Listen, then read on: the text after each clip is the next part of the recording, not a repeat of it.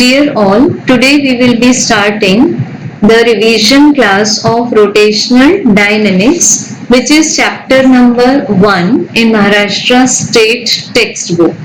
सबसे पहला टॉपिक आता है इसमें सर्क्यूलर मोशन. सर्क्यूलर मोशन के आपने डेली लाइफ में काफी सारे एग्जाम्पल्स देखे होंगे. So circular motion is mainly of two types. First is the uniform circular motion and second is the non-uniform circular motion. So uniform circular motion में basically आता है horizontal circular motion and non-uniform circular motion में basic type आएगा vertical circular motion. अब vertical circular motion में भी दो types आएंगे. सबसे पहला होगा the motion which is maintained by a cell or some electric supply.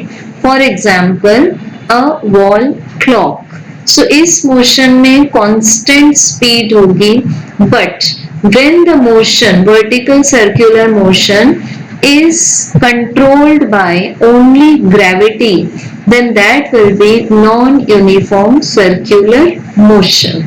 So now we may have the recognition of uniform circular motion as uniform circular motion is always a periodic motion.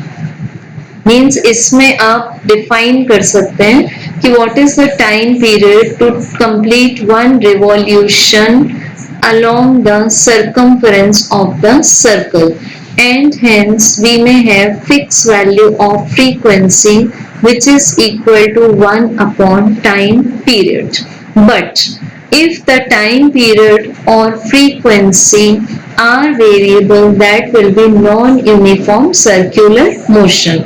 For example, in case of vertical circular motion, we may have the time period and the frequency variable, as well as when the particle goes from bottommost position to the topmost position. For example, this is the bottommost position and this is the topmost position. So जब particle B से A तक travel करेगा तो उसमें tension आपने जो भी support से उसको टाई किया हुआ है, as well as the speed of the stone, both will be changing.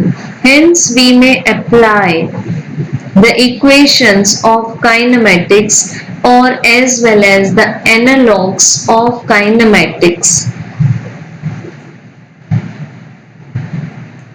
So kinematics में भी आपके पास दो टाइप्स आते हैं. One is the translational motion and another is the rotational motion. तो ट्रांसलेशनल में जिस तरह से आप बोलते हैं कि the linear displacement is an arc of the circle, the linear velocity is the rate of displacement with respect to time, and then in linear acceleration we say that this is the rate of change of velocity with respect to time. So angle is comparable to linear displacement, angular velocity is comparable to linear velocity, and angular acceleration is comparable to the linear acceleration. So if the motion of the particle is uniform circular motion, then the speed at any point will be constant and the direction of this velocity will be given by the tangent. Therefore, this velocity is known as the tangential velocity at any point, और जिसको आप बोल सकते हैं instantaneous velocity. But अगर वो non uniform circular motion है तो आप इस तरह से काइनेमेटिकल इक्वेशंस लगाकर provided the acceleration remains constant. तो अगर ट्रांसलेटरी मोशन में निकालना है तो भी आप एक्सेलरेशन कांस्टेंट लेंगे, और रोटेटरी मोशन या सर्कुलर मोशन में निकालना है तो अल्फा मींस एंगुलर एक्सेलरेशन की वैल्यू कांस्टेंट रहेगी. Then we can find out the velocity after time t. इस तरह से आप एनालॉजी में काइनेमेटिकल इक्वेशंस अप्लाई करके किसी भी पॉइंट पर instantaneous velocity or the displacement or angular displacement covered in any time we can find out. Now तीन काइनेमेटिकल इक्वेशंस के अलावा आपके पास जो एक यूजफुल इंफॉर्मेशन आती है that is the displacement covered during nth second. So when the motion is linear, the displacement covered during nth second is s nth is equal to u plus a by 2 bracket में 2n minus 1 where n will be that particular second. And अगर आपको बोल दिया if the particle starts from rest then you will be taking u as 0 and if we represent it by the letter v0 that will be the initial velocity. And this is theta nth means angular displacement during nth second is equal to omega 0 plus alpha by 2 within bracket 2n minus 1.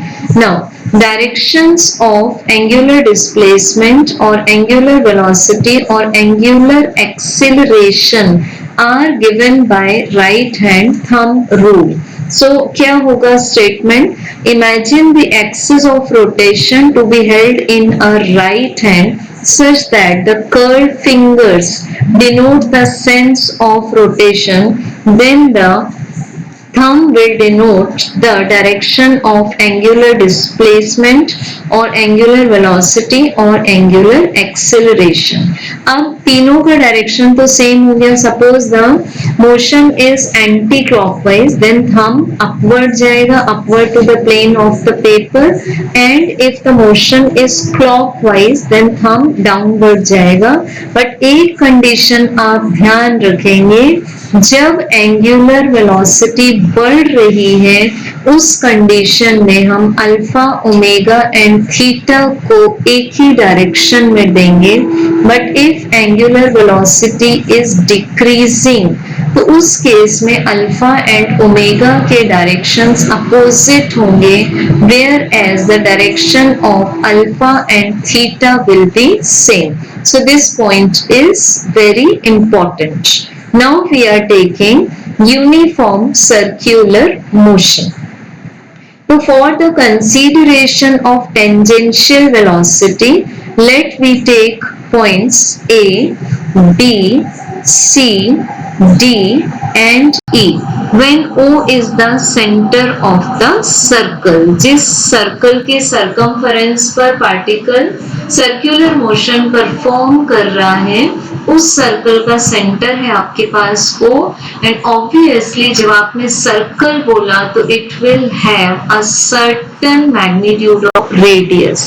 अब जैसे ही आप O point को different positions like A, B, C, D and E से join करते हैं तो आपको values मिलती हैं रेडियस और रेडाई प्लूरल फॉर्म में.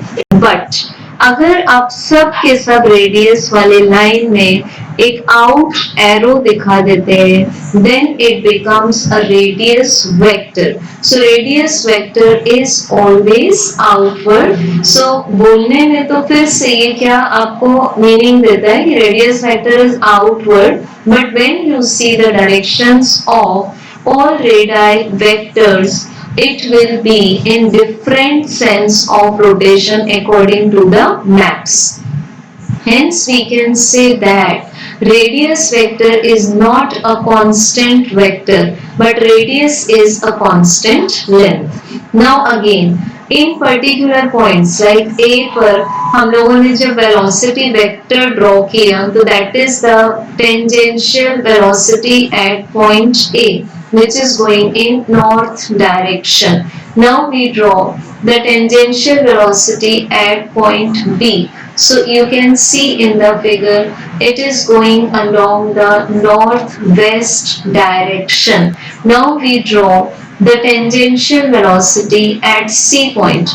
It is going along the west direction. तो बोलने में तो आप हमेशा बोल रहे हैं फिर से टेंजेंशियल मतलब टेंजेंट है, but see the direction continuously changing.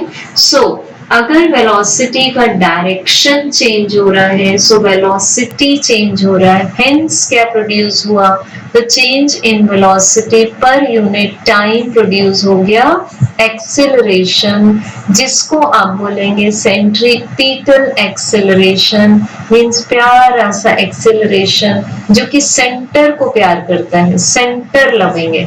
तो पार्टिकल कहीं भी हो सर्कल के सरकमफरेंस पर, but it will be center seeking.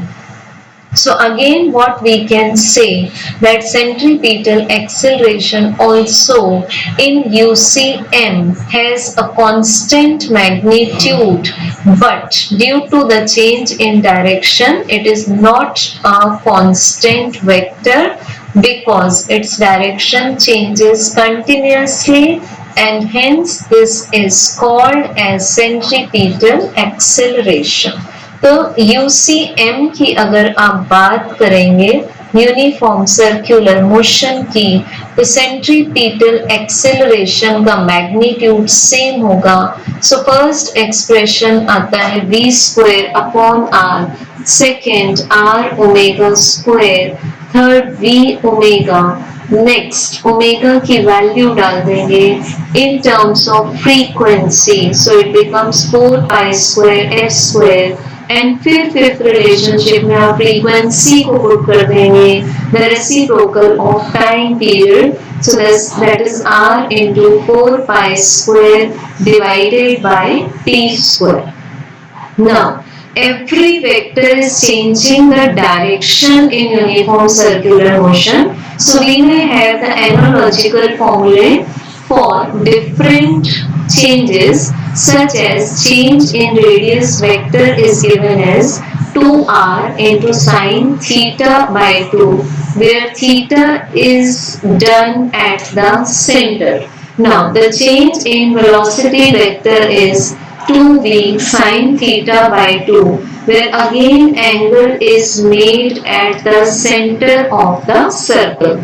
Third is del A equals to 2a sine theta by 2, where again this is the change in acceleration vector. Then centripetal force में भी centripetal बोल दिया तो force तो हमेशा centre की तरफ ही डायरेक्टेड होगा, like centripetal acceleration, but direction sense तो हर बार चेंज होता जाएगा according to the directional map. So the change in centripetal force is expressed as 2f into sine theta by 2.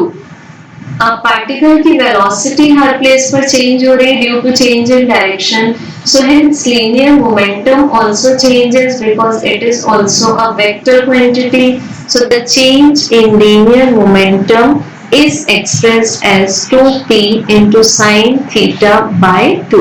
So due to all of these data, we say that uniform circular motion is an accelerated motion. So this is very important point. Now check non-uniform circular motion. So non-uniform circular motion means the speed or the angular speed will not remain constant. So for example, a fan is switched on, तो fan तो horizontal plane में घूम रहा है, suppose आप ceiling fan की बात करते हैं, एंड अगर आप टेबल फैन या वॉल फैन की बात करते हैं, so that is revolving in the vertical plane along a horizontal axis passing through the center. तो इस बात से कोई भी फर्क नहीं पड़ेगा कि कौन से प्लेन में वो पार्टिकल घूम रहा है, फर्क इस बात से पड़ेगा कि आप उसकी स्पीड में क्या चेंजेस लाते हैं. तो सिमिलरली सपोज यहाँ पर हम लोगों ने लिया non UCM non uniform circular motion. अब हम लोग एक बॉटम मोस्ट पोजीशन लेते हैं, suppose we are taking the vertical circular motion. अपने हाथ को एज्यूम करके देखो, आप वर्टिकली घुमा रहे हैं अपने हाथ को, तो E will be the bottom most position, A and D will be the ends of horizontal diameter and B will be the topmost position. So अगर हम यहाँ पर एक स्टोन बांधें और उसको एक स्ट्रिंग से टाई करें, तो जैसे जैसे ये स्टोन ऊपर की तरफ जाएगा, मतलब अर्थ से ऊपर ये अपनी हाइट बढ़ाएगा, तो the tension as well as the speed will go on changing, और बेटर वे में हम बोल सकते हैं decreasing. So suppose ये अगर हम accelerated motion लेते हैं, तो हर क्वार्टर मीन्स 90 डिग्री को कवर करने का जो टाइम है वो चेंज हो जाएगा, ठीक है, वो चेंज हो जाएगा. तो सपोज आप बोल रहे हैं किसी भी general non uniform circular motion में कि जैसे जैसे पार्टिकल को आप ए से बी ला रहे हैं, सपोज उसकी स्पीड बढ़ रही है, आपने उसको ऑपरेट किया हुआ, उसकी स्पीड बढ़ रही है, तो generally TAB will be TAB will be greater than TBD, क्योंकि जैसे जैसे पार्टिकल पूरा सर्कल कवर करेगा, the speed goes on increasing. Therefore, we can call this circular motion as non-uniform circular motion. अब सर्कल तो बन रहा है, मतलब सेंट्रीपिटल एक्सेलरेशन तो मोस्ट कंपल्सरी यहाँ पर प्रेजेंट है. अब जैसे जैसे स्पीड बढ़े, स्पीड कब बढ़ेगी, जब एक्सेलरेशन वेलोसिटी के अलोंग होगा, ठीक है. तो अगर आप जिस टेंजेंट से वेलोसिटी को रिप्रेजेंट कर रहे हैं, आप उसी टेंजेंट से अगर वेलोसिटी को बढ़ाते हुए टेंजेंशियल एक्सेलरेशन भी प्रेजेंट करेंगे, तो बेसिकली नॉन यूसीएम में आपके पास दो टाइप के एक्सेलरेशन प्रेजेंट हो जाएंगे. One is the centripetal acceleration which is responsible to make a circle, and second is the tangential acceleration which is responsible to increase the speed. So suppose I am taking a basic law of parallelogram to add AC and AT, both are at 90 degree. तो suppose मैंने एक magnitude ले लिया, centripetal acceleration को मैंने लिया 4 and tangential acceleration को मैंने ले लिया 8, मतलब डबल ले लिया, पैरेललोग्राम कंस्ट्रक्ट कर लिया. तो रिजल्टेंट एक्सेलरेशन के लिए आप पैरेललोग्राम को पूरा कंप्लीट कर देंगे और फिर आप वहां पर डायगोनल ड्रॉ कर लेंगे. तो उस डायगोनल का जो मैग्नीट्यूड है वो under root of AC square plus AT square से आ जाएगा. Then after putting the values, we can find this much of net acceleration. इस तरह से पैरेललोग्राम के डायगोनल से आप आंसर दे देंगे नेट एक्सेलरेशन का, एंड नेट एक्सेलरेशन का डायरेक्शन मतलब अल्फा. तो tan अल्फा का फॉर्मूला लगा देंगे which will be equal to perpendicular upon base. तो परपेंडिकुलर होगा आपके पास अल्फा की opposite side AC and base होगा AT.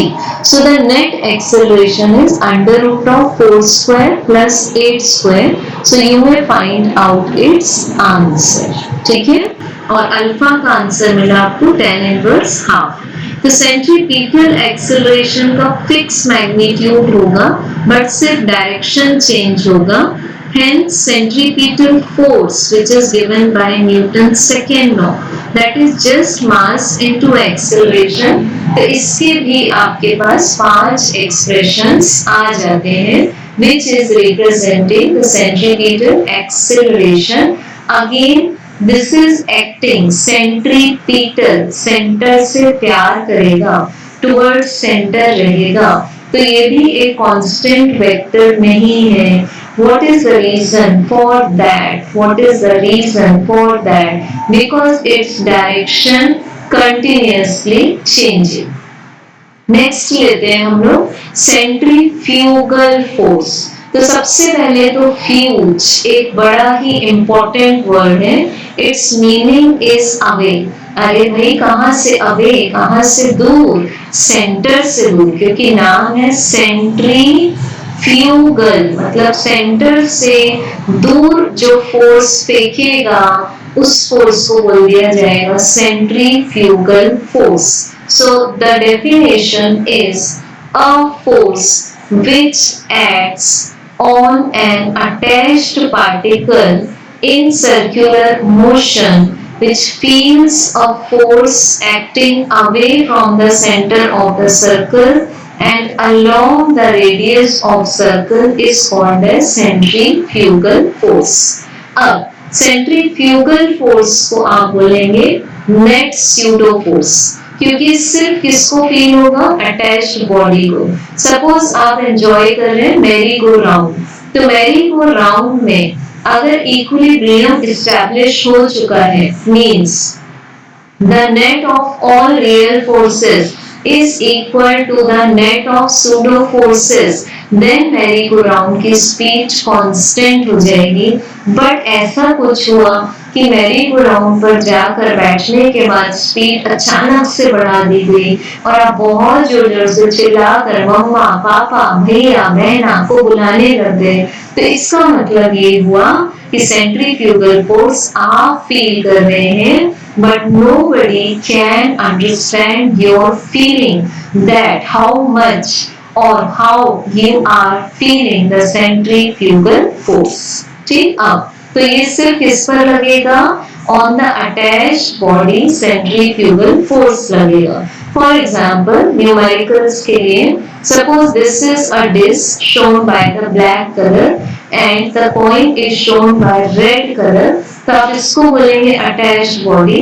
तो जैसे ही डिस्क रिवॉल्व होना शुरू होगी, रोटेट होना शुरू होगी, कॉइन बाहर जाने लगेगा क्योंकि उस पर लगेगा सेंट्रीफ्यूगल फोर्स, तो उसको बाहर जाने से बचाएगा फ्रिक्शनल फोर्स। तो centrifugal force is represented by mr omega square. If you want to find out the frequency कि कितने रोटेशंस हो रहे हैं, so we may have the answer for omega as under root of mu g divided by r. Now we can put the answer for omega as V upon R. So this is under root of mu G upon R. So now we may solve this answer for the linear speech. So next topic comes as the well of death or wall of death. इस पर से भी numericals काफी important होते हैं।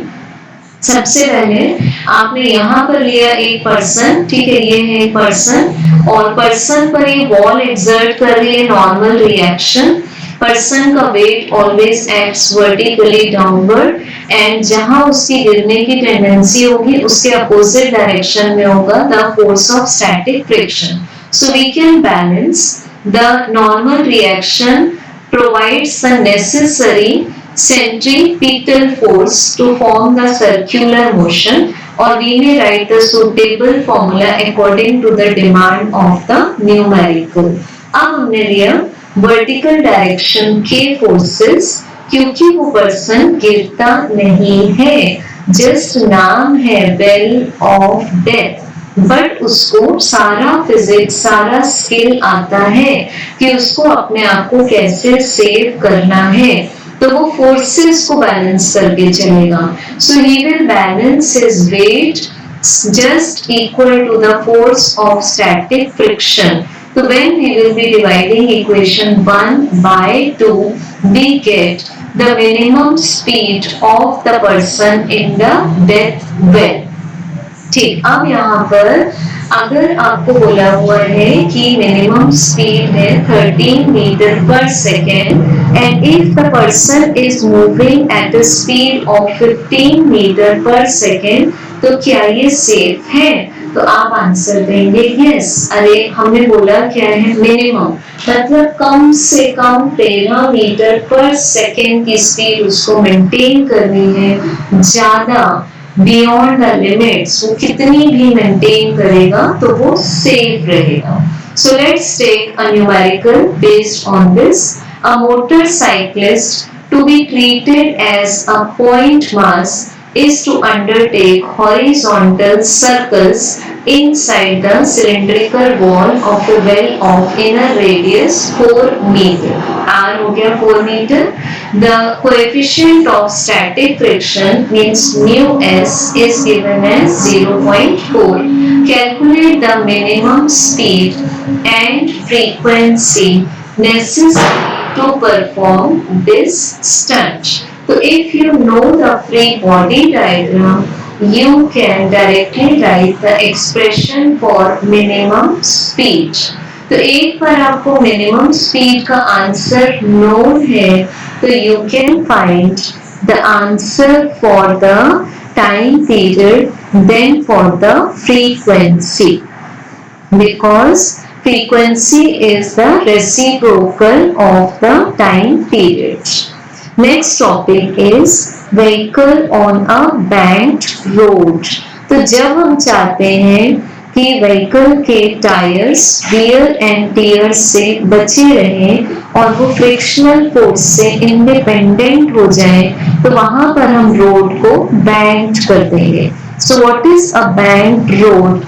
In which the outer edge, ये आपके पास में एक कर्व है, this is called as inner edge and this is called as outer edge. तो जब हम आउटर एज को, ये आपके पास आउटर एज है, आउटर एज को जब हम कुछ हाइट से ऊपर उठा देंगे, मीन्स एलिवेट कर देंगे, let that height be h, it will be called as banking of roads. तो आपने जितने एंगल से ऊपर उठाया है that is called as angle of banking. ठीक है, एंगल ऑफ बैंकिंग बोलेंगे हम उसको. सबसे पहले आपके पास में आया the centre of gravity of the vehicle. अब ये आया this is the weight of the vehicle. Now it is the normal reaction.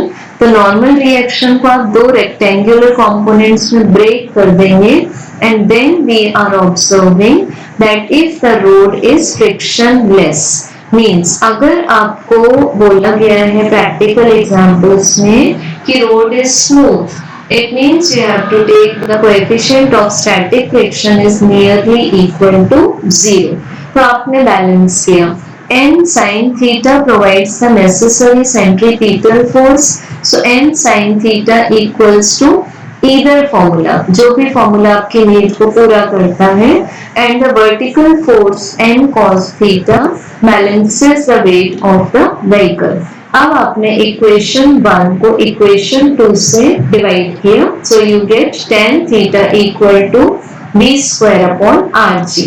Hence we get theta equals to tan inverse b square upon rg, which gives us the angle of banking or the angle of the cyclist with the vertical while making a circular turn. इस position के लिए भी आप इस फॉर्मूले को use कर सकते हैं.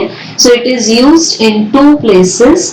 First is the smooth banked road, कोई भी न्यूमेरिकल इस हेडिंग से आता है आपको, या फिर cyclist when taking a turn make some angle with the vertical. So cyclist vertical के साथ कितना एंगल बनाएगा कि उसके ऊपर सेंट्रीफ्यूगल फोर्स काउंटर एक्ट ना हो. So that angle is theta equal to tan inverse b square divided by rg. Now we are taking three words. सबसे पहले एक कर्व आएगा, सेकेंड थिंग रफ रोड होगी, मतलब coefficient of static friction will exist, and third will be the banked. तो आपके पास यहाँ तीन वर्ड्स नेसेसरी वर्ड्स हैं, तीन कंडीशंस. सबसे पहले तो सर्कुलर टर्न होगा, सेकंड रफ रोड होगा, एज वेल एज वो बैंक्ड होगा, मतलब outer edge will be raised with respect to the inner edge. So for this the vehicle has to make the safety speed as the minimum speed as under root of rg tan theta minus mu s upon 1 plus mu s tan theta.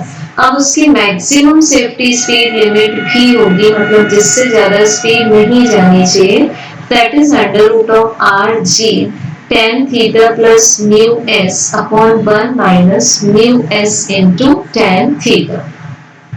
So let's take new example which is based on, तो इसमें आप check करें क्या क्या given है आपको. सबसे पहले गिवन है कर्वेचर. तो this suffices the word curve or circular turn. Banked word given है, it means the turn is banked. तो आपको angle consider करना पड़ेगा, as well as the coefficient of static friction is given. It means the road is rough. तो तीनों words आपको given है, means you have to apply the formula for speed which will be containing either V minimum or V maximum. तो सबसे पहले आपको find करना है स्पीड लिमिट्स विथ 10% मार्जिन. तो स्पीड लिमिट्स में one will be the V min and other will be the V max.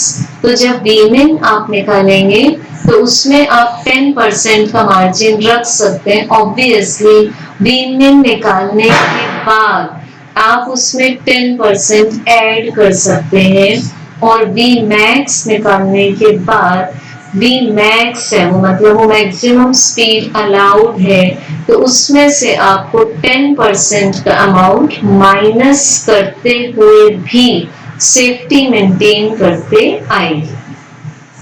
Now taking next topic as conical pendulum. नाम को पकड़ लेंगे, मीन्स यहाँ पर बनना चाहिए कोन. कोन का शेप याद करेंगे, आइसक्रीम कोन और जोकर कैप एक्सेट्रा.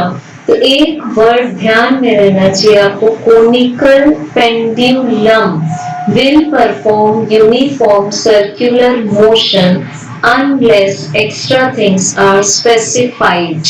तो जब जैसे ही आपने एक स्टोन को स्ट्रिंग से टाई किया, then suppose the vertical height was h और घूमते समय स्ट्रिंग कोन की बाउंड्रीज बनाता है. So let the slant height is L. So we may take h equal to L cos theta and this is the semi-vertical angle. ठीक है, ये कोन की बाउंड्री या स्ट्रिंग का वर्टिकल के साथ एंगल है जिसको हम बोल रहे हैं सेमी वर्टिकल एंगल. अब जैसे ही वो stone horizontal circular motion means UCM perform करते करते बी पॉइंट पर पहुंचता है, तो आप उस पर सारे फोर्सेस चेक करते हैं. तो बेसिकली उस पर टू फोर्सेस लग रहे हैं. टू फोर्सेस में पहला फोर्स है tension which acts towards this rigid support and the second force is its weight. So we resolve this tension into two perpendicular components. One component is T0 cos theta because आपके पास ये जितना angle बन रहा है यहाँ उतना ही alternate angle बन रहा है theta. So this component is T0 cos theta and this component is T0 sin theta. तो फिर से आपने बैलेंसिंग की. T0 sin theta will be providing the necessary centripetal force and T0 cos theta is balanced by the weight. क्योंकि uniform speed से घूम रहा है, इट मींस एक्सेलरेशन जीरो है, तो ऑब्वियसली फोर्सेस इक्विलिब्रियम में है. तो आपने फॉर्मूला निकाल लिया tan theta equals to v square upon rg. अब v means speed is equal to the total distance covered in one revolution upon the total time taken for one revolution. So when we put this value of v in this equation, we get the expression for time period. तो time period का एक expression आपको मिलता है t is equal to 2 pi under root of h upon g. फिर आप इस triangle में जब तीनों ट्रिग्नोमेट्रिक रेशियोज निकालेंगे, so you may have three expressions for the time period of the conical pendulum. Okay. Next topic means good example of non-uniform circular motion is the vertical circular motion.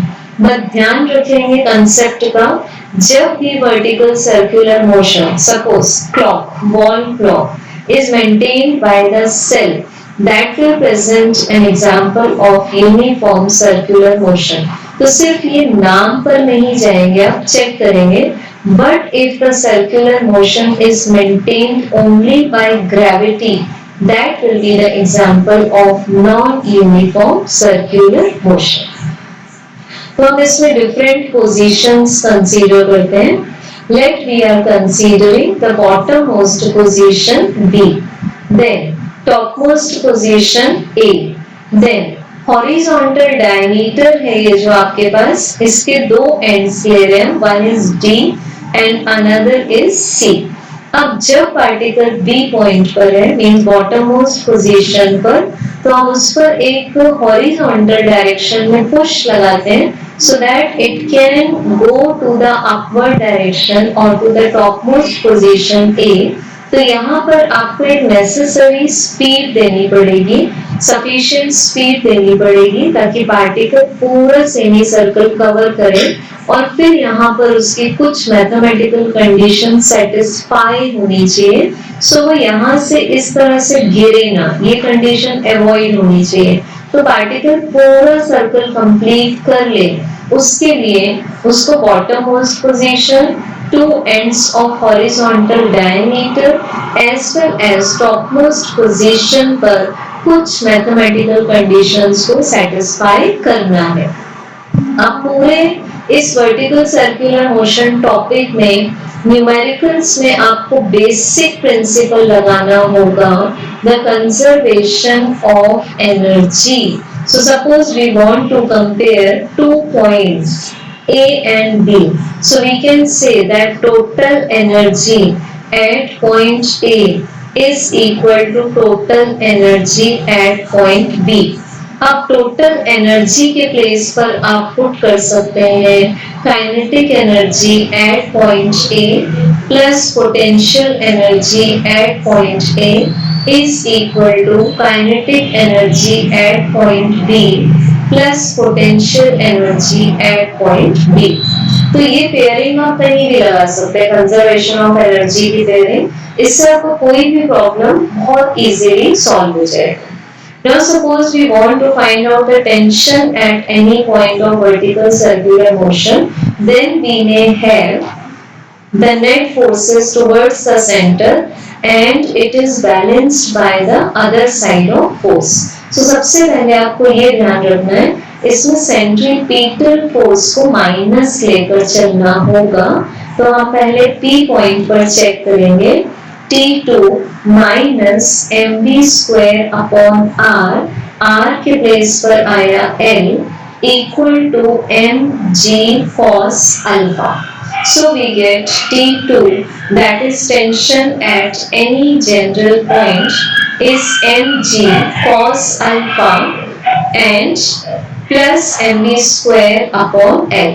अब position के according suppose particle bottom most position में है तो आप alpha के place पर रख देंगे 0, पार्टिकल हॉरिजॉन्टल डायमीटर के एंड पर पहुंच गया तो आपने अल्फा के प्लेस पर रखा 90 and particle top most position पर पहुंच गया तो आपने अल्फा के प्लेस पर रख दिया 180 डिग्री। ठीक, सो आपको बॉटम मोस्ट पोजीशन में कम से कम वेलोसिटी देनी पड़ेगी under root of 5rg, where r may be considered as the length of the string। Then horizontal ends पर आपके पास वेलोसिटी आएगी under root of 3rg and top most position पर minimum velocity होनी चाहिए अंडर रूट ऑफ rg। तो if these conditions are satisfied, then the vertical circular motion is smoothly going। Next we are taking the types of bridges। तो आपके पास bridges के 3 types होते हैं basically. One is the convex bridge, यहाँ से एक vehicle पास हो रहा है। Other type of bridge is the concave bridge and third type of bridge may be the plane bridge। तो जैसे ही हमने convex bridge पर से एक व्हीकल को क्रॉस किया तो उस पर डिफरेंट फोर्सेस देखे। सबसे पहला फोर्स वर्टिकली डाउनवर्ड जाएगा which is the weight of the vehicle।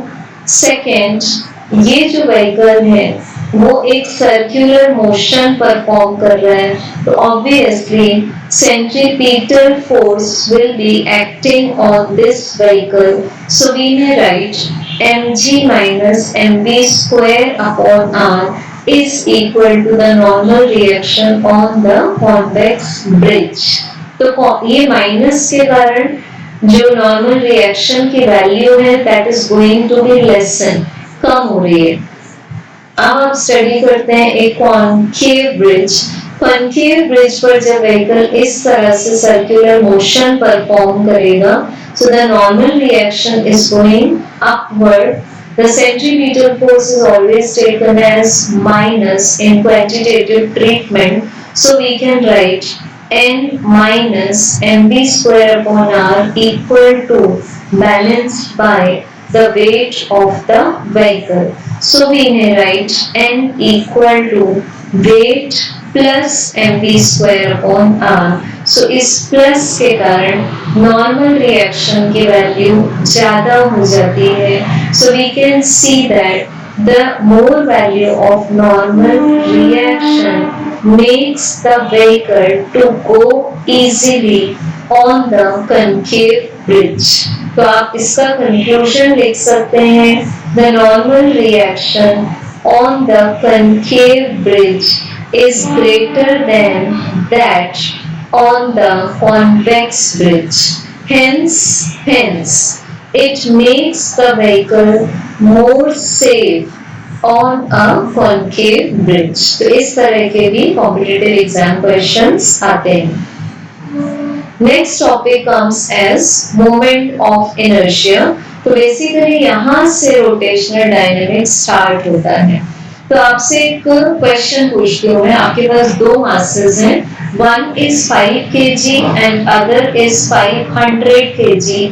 अगर आपको दोनों को मूव करना है, you want to bring them in motion, तो आपके लिए कौन सा टास्क इजी रहेगा? तो डेफिनेटली आप बोलेंगे कि ma'am 5 kg will be easier. So why? Because you have counted for the mass.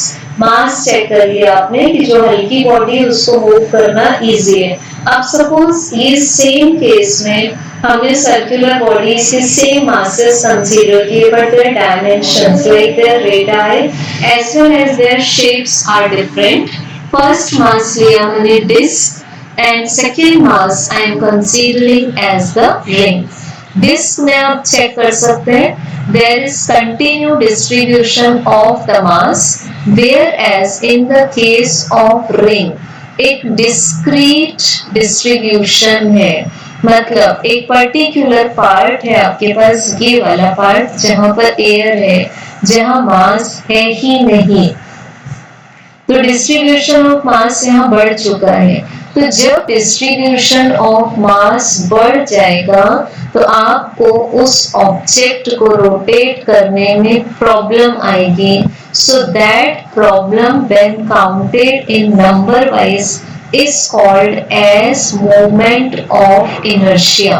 So moment of inertia is basically a mathematical quantity which gives us the resistance offered by a circular body or cylindrical body or spherical body to start rotational motion in it or to stop rotational motion in it. ठीक है, तो आप इसमें basically moment of inertia का जो foremost formula लेते हैं, बिल्कुल simple formula, that is m into k square, where m is the mass of the body and k is the radius of gyration.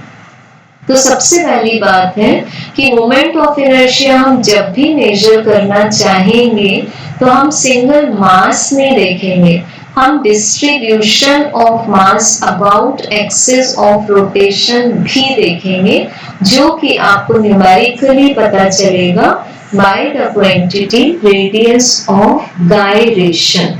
ठीक है, सो इस बेसिस पर हम हर समय जो हमारी जो भी नॉलेज है, means we will be going from known to unknown.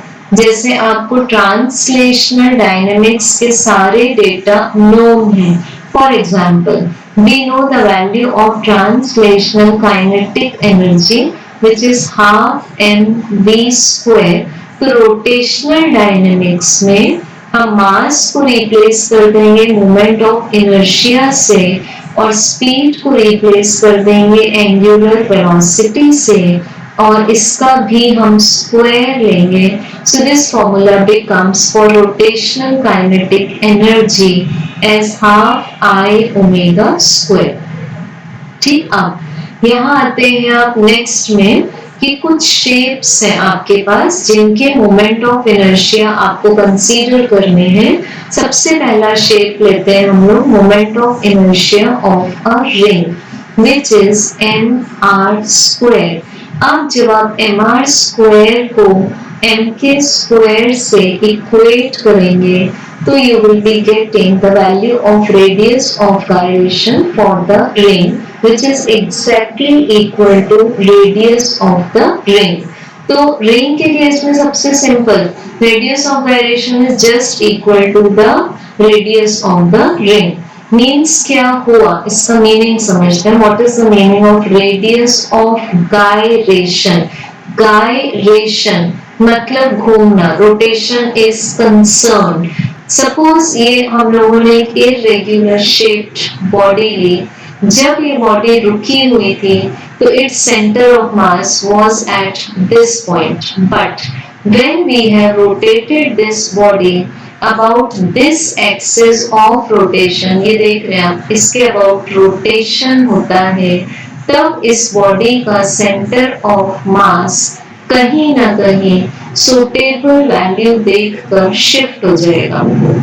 तो सपोज हमने सेंटर ऑफ मास को इस पॉइंट पर घूमते समय शिफ्ट करवा दिया. अब घूमते समय means gyration. So the distance between axis of rotation and a point at which whole mass of the body is supposed to be concentrated is called as the radius of gyration. तो ऐसा एक imaginary point जिस पर आप पूरा का पूरा मास concentrated मानते हैं, उसका एक्सिस ऑफ रोटेशन से डिस्टेंस हो जाएगा radius of gyration. So when we take the example of a ring, जैसे जस्ट अभी हम लोगों ने बोला कि रिंग के केस में रेडियस ऑफ गायरेशन इक्वल होगा रेडियस के एग्जैक्ट इक्वल. तो मान लेते हैं हम रिंग के केस में जब रिंग घूमेगा तो सेंटर ऑफ मास उसके सरकमफेरेंस पर सिचुएट हो जाएगा. So the distance between its axis of rotation, like center से पास हो रहा है axis to the new proposed position of center of mass will be called as radius of gyration. तो radius of gyration की value जितनी ज्यादा होगी moment of inertia की वैल्यू उतनी ही ज्यादा होगी और आप बोलेंगे कि वो बॉडी स्लोअर है.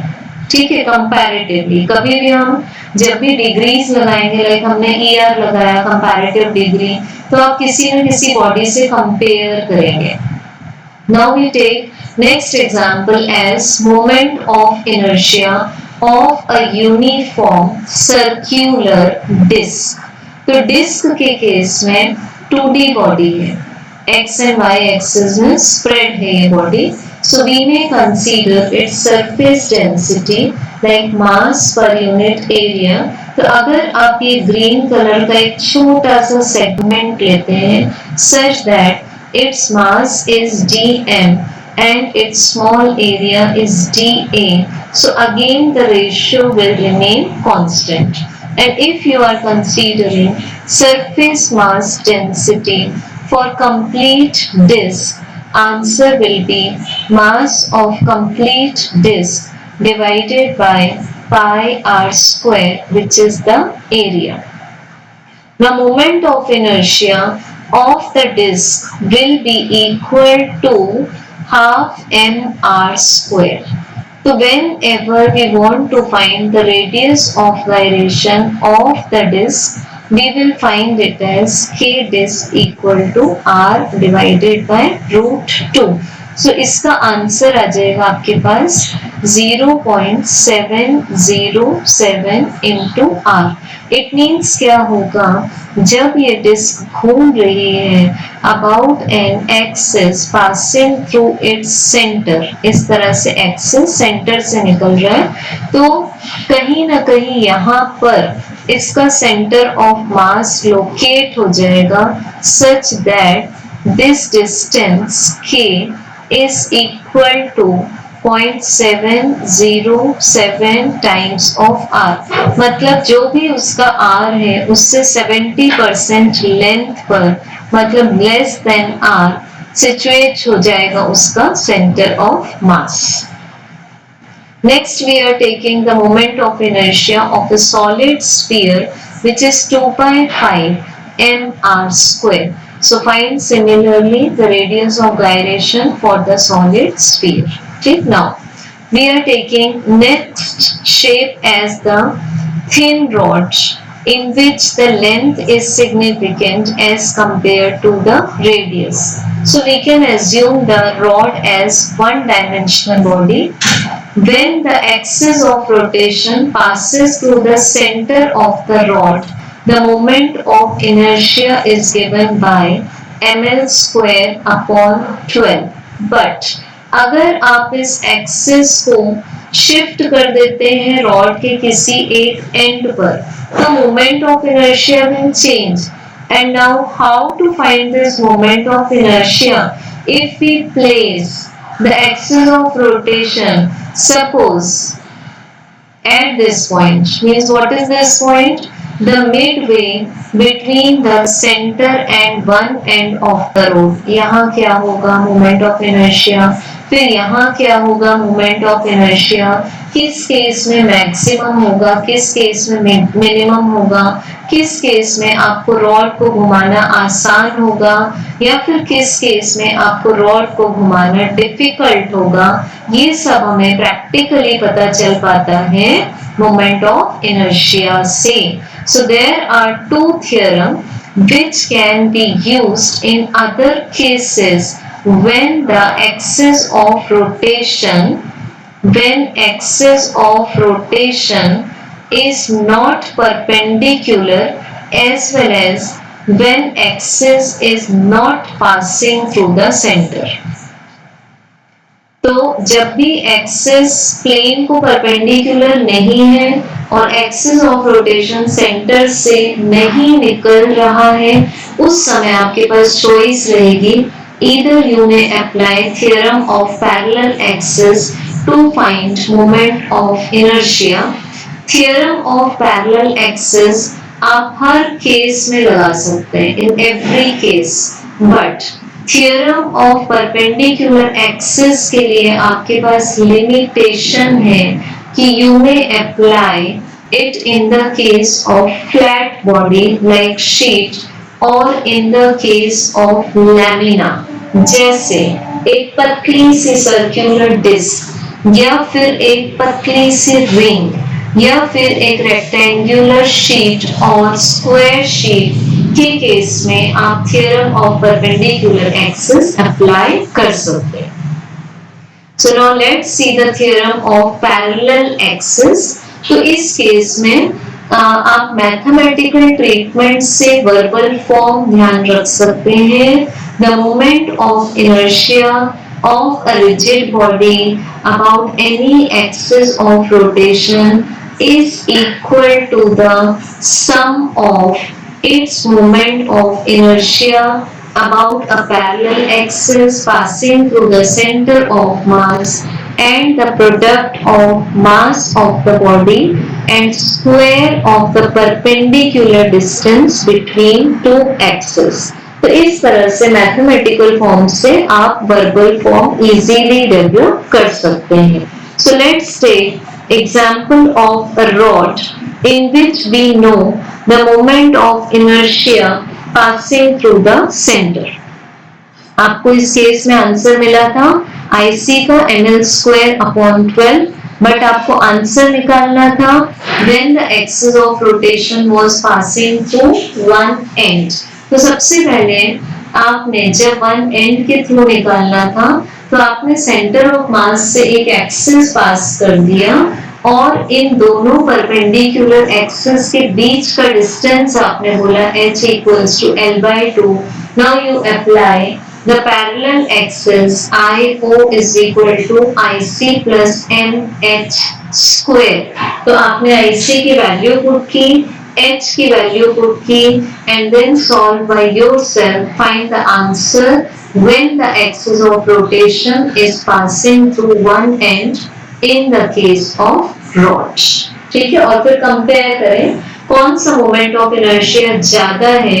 मोमेंट ऑफ इनर्शिया अगर ज्यादा है तो बॉडी को घुमाने के लिए आप टफ फील करेंगे and if the moment of inertia is less body can be rotated easily. Next लिया हम लोगों ने perpendicular axis. So for this we take a perpendicular axis Z to the plane of the lamina. Lamina ही लेते हैं आप इसमें या फिर sheet. Now the moment of inertia perpendicular to the plane of lamina is equal to the sum of its moment of inertia about two mutually perpendicular axes which lie in the plane of lamina. तो आप जो दो axis ले रहे हैं वो दोनों axis plane पर होने चाहिए, उनको एक दूसरे को कट करना चाहिए और जहां वो एक दूसरे को कट करते हैं वहां से इस थर्ड एक्सिस को पास होना चाहिए जो कि लैमिना को भी परपेंडिकुलर है. So over here the necessary condition of concurrent axis will come. ठीक है, तीनों एक्सिस ने एक पर्टिकुलर पॉइंट पर एक दूसरे को कट करना चाहिए. सो दिस एग्जांपल और this theorem we can apply when we have to find out the moment of inertia of the disc about the diameter. So suppose ये हम लोगों ने लिया z axis और in the plane of the lamina x axis and y axis which both are considered as diameters. So by using perpendicular axis theorem we may write Iz equal to Ix plus Iy. Iz का answer आपको disc के लिए already पता है mr square by 2. So this will be equal to I die plus I die which is 2 into I die. So answer for moment of inertia of this about diameter is this will be shifted to left side. So this 2 2s are 4. So it is mr square by 4. तो in general आप लिख सकते हैं even for the ring that moment of inertia of any symmetric object about diameter is half of the moment of inertia passing about axis. ठीक है, axis center के about से pass हो रहा है.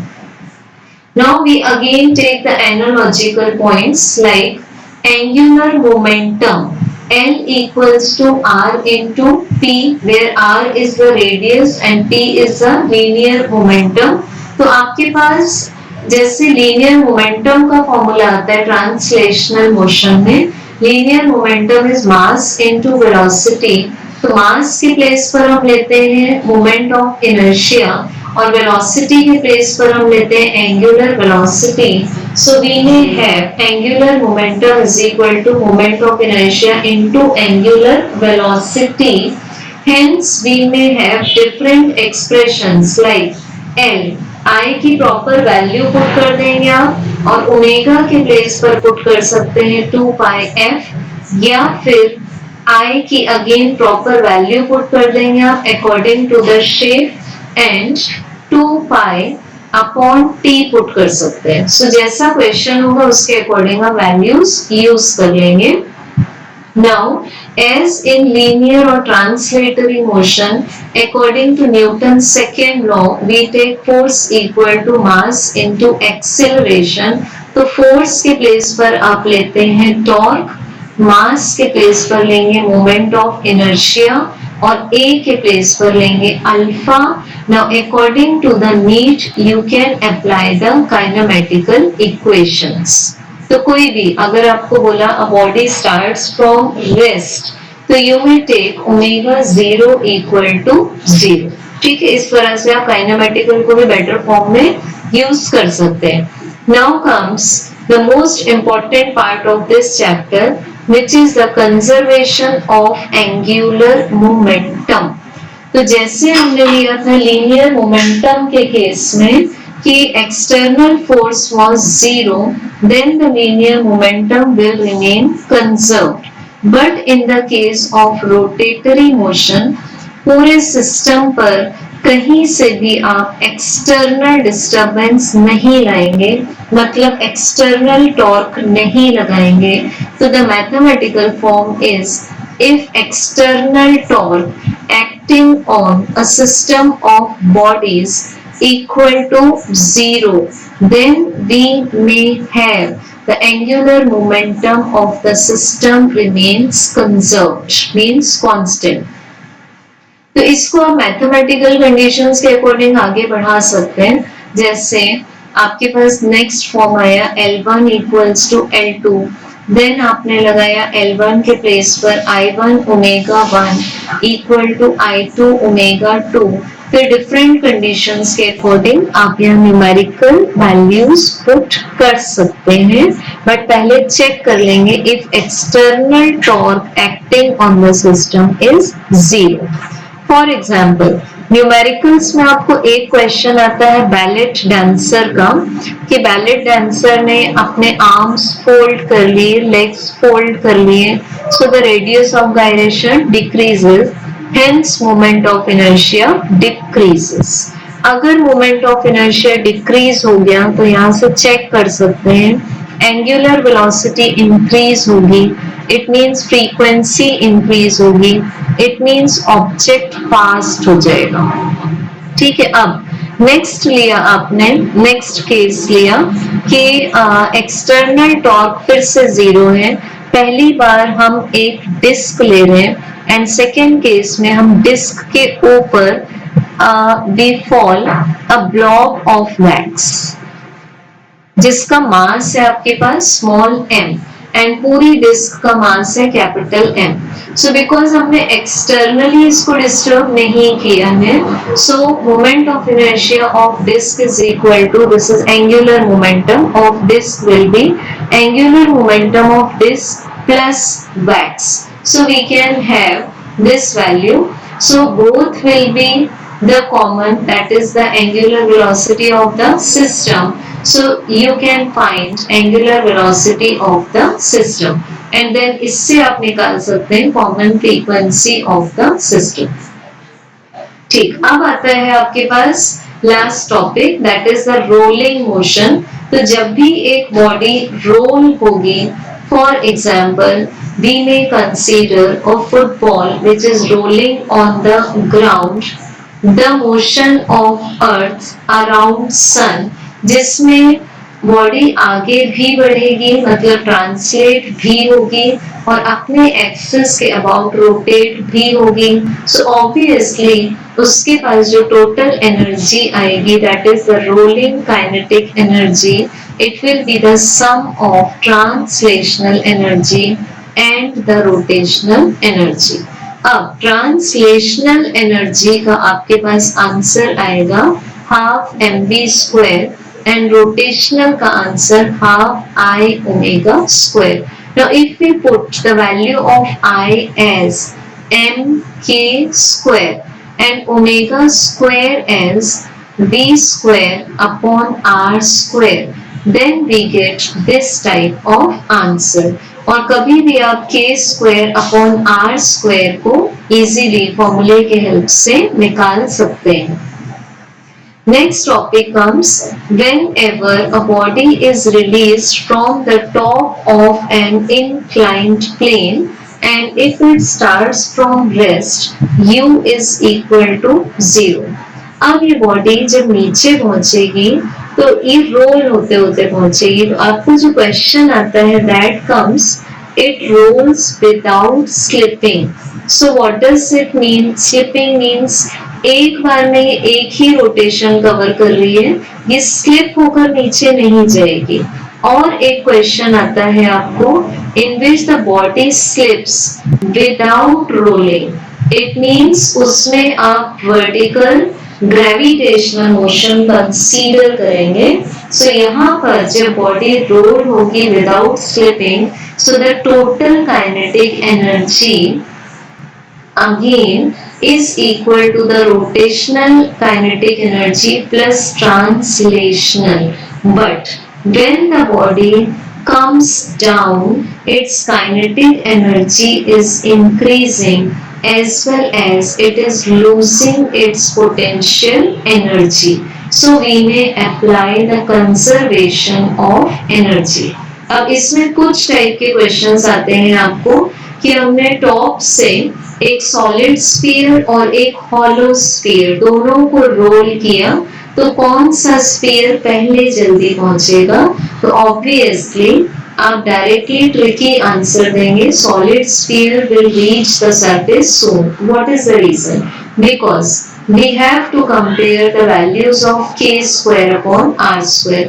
Like I have compared solid sphere and hollow sphere, so we may check k square upon r square की value आपको hollow sphere के लिए ज्यादा मिल रही है, तो यहाँ पर आपके पास में जो डिनोमिनेटर आएगा वो ग्रेटर आएगा, so it will have less value of acceleration.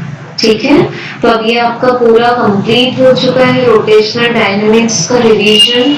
So I hope one good practice from your side also, and then the practice of problems will be simple if you understand each concept carefully. In case any help is needed to make more videos, just tell me in the comment box. So thank you and have a nice practice.